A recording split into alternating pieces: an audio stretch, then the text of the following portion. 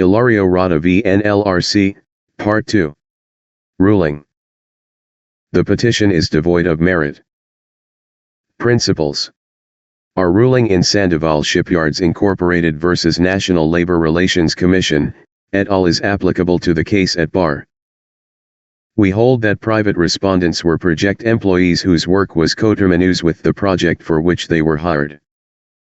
Project employees, as distinguished from regular or non-project employees, are mentioned in Section 281 of the Labor Code as those where the employment has been fixed for a specific project or undertaking the completion or termination of which has been determined at the time of the engagement of the employee. The completion of their work or project automatically terminates their employment, in which case, the employer is, under the law, only obliged to render a report on the termination of the employment. In Cartagenas, et al. Versus Ramago Electric Company Incorporated, et al., we likewise held that, as an electrical contractor, the private respondent depends for its business on the contracts it is able to obtain from real estate developers and builders of buildings. Since its work depends on the availability of such contracts or projects, necessarily the duration of the employments of its workforce is not permanent but coterminous with the projects to which they are assigned and from whose payrolls they are paid. It would be extremely burdensome for their employer who, like them, depends on the availability of projects, if it would have to carry them as permanent employees and pay them wages even if there are no projects for them to work on.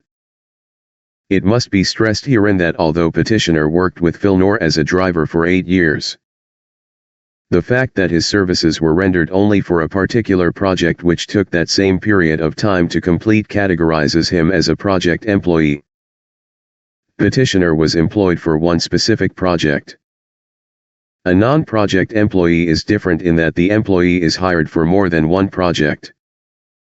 A non-project employee, vice versa project employee, is best exemplified in the case of Figuerin, et al. Versus National Labor Relations Commission, et al. Wherein 4 of the petitioners had been working with the company for 9 years, one for 8 years, another for 6 years, the shortest term being 3 years. In holding that petitioners are regular employees, this court therein explained, considering the nature of the work of petitioners, that of carpenter, laborer, or mason, their respective jobs would actually be continuous and ongoing. When a project to which they are individually assigned is completed, they would be assigned to the next project or a phase thereof. In other words, they belong to a work pool from which the company would draw workers for assignment to other projects at its discretion. They are, therefore, actually non-project employees.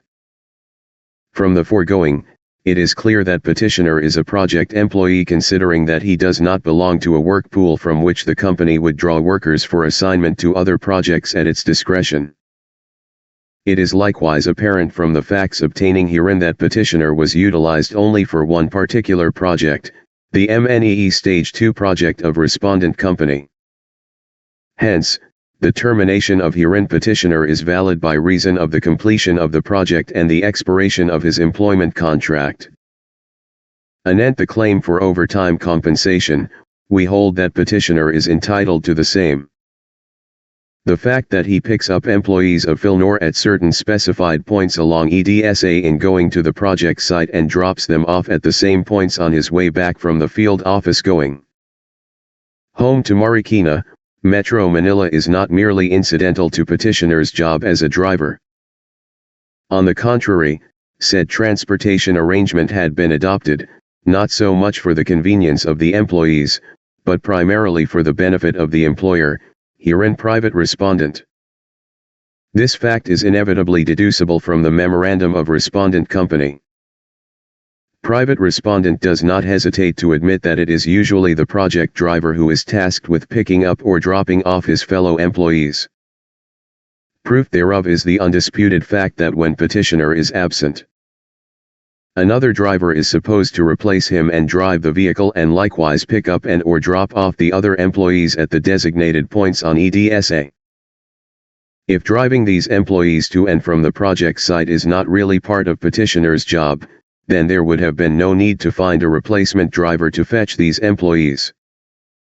But since the assigned task of fetching and delivering employees is indispensable and consequently mandatory, then the time required of and used by petitioner in going from his residence to the field office and back, that is, from 5:30 a.m. to 7 a.m. and from 4 p.m. to around 6 p.m., which the labor arbiter rounded off as averaging 3 hours each working day, should be paid as overtime work.